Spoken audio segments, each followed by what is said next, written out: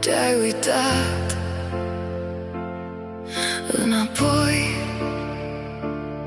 să vezi ce-a rămas din sufletul meu, din inima mea nimic. Și acum tot ce mai pot să mai fac e să tac sau să strig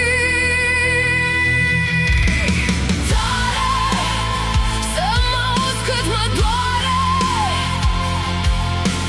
tare, să mă auzi cum mă sparg,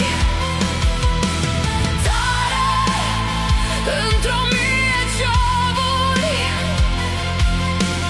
tare, cum mă suc de al tău dor. Ai plecat și mi-ai luat sufletul cu tine, ai lăsat doar amintiri.